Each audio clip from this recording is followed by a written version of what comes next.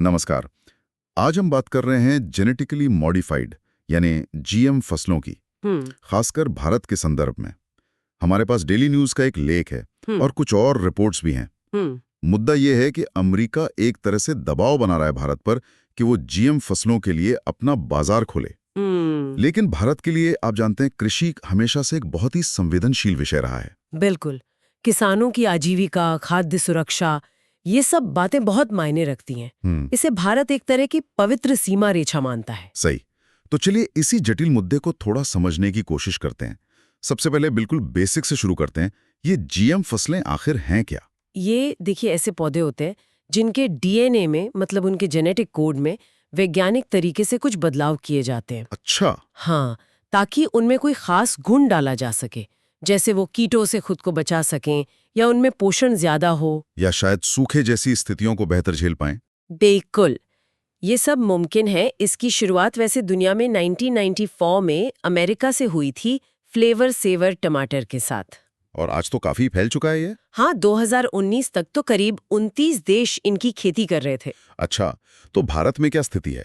यहाँ कैसे रेगुलेट होता है ये सब? भारत में इसके लिए पर्यावरण संरक्षण अधिनियम है 1986 का, और उसके तहत 1989 में कुछ नियम बनाए गए थे, रूल्स 1989।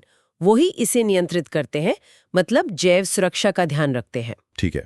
और कौन सी जीएम फसल अभी उगाई जा रही है भारत में कानूनी तौर पर? फिलहाल व्यावसायिक खेती के लिए सिर्फ एक ही फसल को मंजूरी है, वो है बीटी कपास। बीटी कॉटन, हाँ ये नाम तो सुना है। जी, इसे 2002 में अनुमति मिली थी, और शुरू में तो इसका असर बहुत जबरदस्त था। कैसा असर? कपास का उत्पादन करीब करीब, आप मानिए, 193% तक बढ़ गया था। अरे वाह। हाँ, और भारत दुनिया के सबसे बड़े कपास निर्यातकों में से एक बन गया।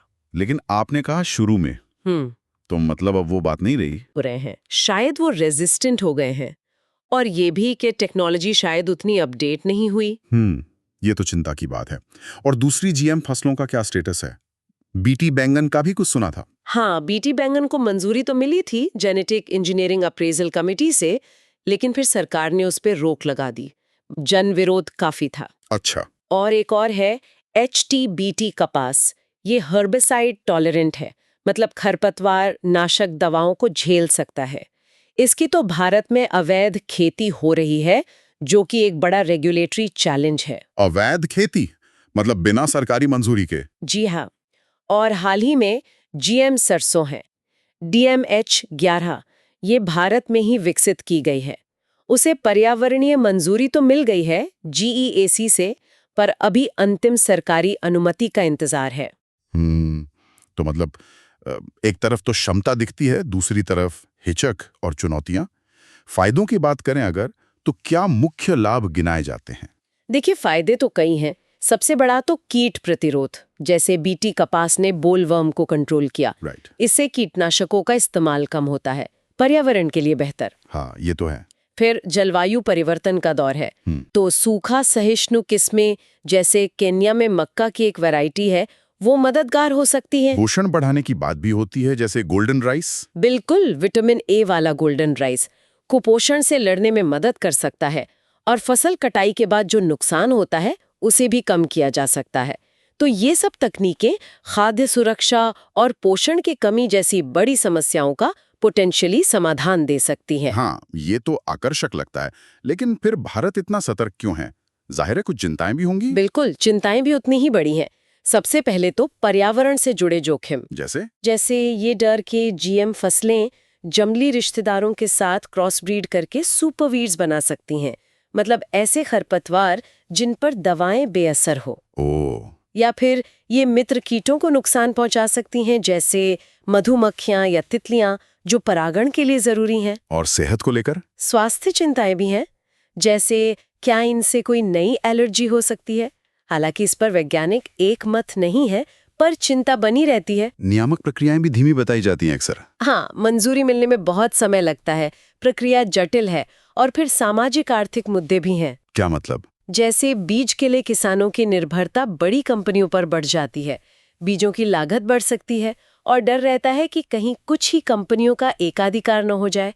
जैसे मॉन्सेंटो का मामला दुनिया भर में चर्चा में रहा है। हाँ, वो तो सुना है। और खुद कीटों में भी प्रतिरोधक क्षमता विकसित हो जाती है वक्त के साथ, जैसा बीटी कपास के साथ अब दिख रहा है। और वो अवैध एचटीबीटी कपास वाली बात, वो तो एक सीधा सीधा जैव सुरक्षा का उल्लंघन है। उसका क्या असर हो रहा है पर्यावरण पर, हमें ठीक से पता भी नहीं। तो ये तो वाकई एक तरह का बैलेंसिंग एक्ट है, तकनीक बनाम जोखिम। बिल्कुल, इसीलिए जरूरत है एक बहुत ही पारदर्शी, विज्ञान पर आधारित और मजबूत नियामक प्रणाली की। और हमें स्वदेशी अनुसंधान को भी बढ़ावा देना होगा, ताकि हम अपनी जरूरत के हिसाब से फसलें विकसित कर सकें, जैसे जीएम सरसों DMH11 का प्रयास है। नीतियां किसान केंद्रित होनी चाहिए, ये भी जरूरी, बहुत जरूरी। और दो और मुद्दे हैं सह अस्तित्व, मतलब जीएम और गैर जीएम फसलें एक ही लैंडस्केप में कैसे साथ साथ उग सकती हैं बिना मिक्सिंग के। और लेबलिंग, यानी अगर कोई उत्पाद जीएम है तो उस पर साफ लिखा होना चाहिए ताकि उपभोक्ता चुनाव कर सके। ये बात भी सही है। अच्छा, ये तो हुई जीएम फसलों की बात, लेकिन क्या सरकार कृषि क्षेत्र के लिए और कुछ भी कर रही है? मतलब सिर्फ तकनीक पर ही जोर है या और भी कुछ? नहीं, और भी बहुत कुछ हो रहा है। जैसे न्यूनतम समर्थन मूल्य यानी MSP में बढ़ोतरी की जा रही है। PM किसान योजना है, जिसके तहत किसानों को सीधे उनके खाते में आर्थिक मदद दी जाती है। हाँ, वो 6,000 रुपए सालाना वाली। जी। फिर 25 करोड़ से ज्यादा मृदा स्वास्थ्य कार्ड बांटे गए हैं, ताकि किसान जान सकें कि उनके खेत को किस उर्वरक की जरूरत है, कितनी मात्रा में। इससे उर्वरकों का सही इस्तेमाल होगा। बिल्कुल। और मंडियों को ऑनलाइन जोड़ने के लिए ई-नाम प्लेटफॉर्म है। किसान उत्पादक संगठनों FPOs को भी मजबूत किया जा रहा है। अच्छा, तो मतलब एक मल्टी प्रोंग्ड अप्रोच है, सिर्फ जीएम ही नहीं बल्कि कई और पहलुओं पर भी काम चल रहा है। हाँ, ऐसा लगता है कि सरकार तकनीक के साथ साथ किसानों की बुनियादी जरूरतों और आय सुरक्षा पर भी ध्यान दे रही है। तो कुल मिलाकर देखें तो भारत कृषि के आधुनिकीकरण के एक बहुत ही, कह सकते हैं, जटिल मोड़ पर खड़ा है, जहां तकनीकी संभावनाओं को सामाजिक आर्थिक हकीकतों, पर्यावरण की चिंताओं और किसानों के कल्याण की व्यापक कोशिशों के साथ संतुलित करना पड़ रहा है। हाँ, और ये हमें एक बहुत जरूरी सवाल पर लाकर खड़ा करता है, खासकर जब हम देख रहे हैं कि बीटी कपास का असर कम हो रहा है और जलवायु परिवर्तन का दबाव बढ़ता जा रहा है। तो क्या भारत को भविष्य की खाद्य सुरक्षा और किसानों की समृद्धि के लिए नई GM तकनीकों पर, खास तौर पर जो देश में ही विकसित हुई हों, अपने मौजूदा रुख पर दोबारा सोचने की जरूरत है? एक बड़ा सवाल है। और अगर हाँ, तो ये कैसे सुनिश्चित किया जाए कि सुरक्षा, जैव विविधता और किसानों के हितों के साथ कोई समझौता न हो? इस पर विचार करना हो।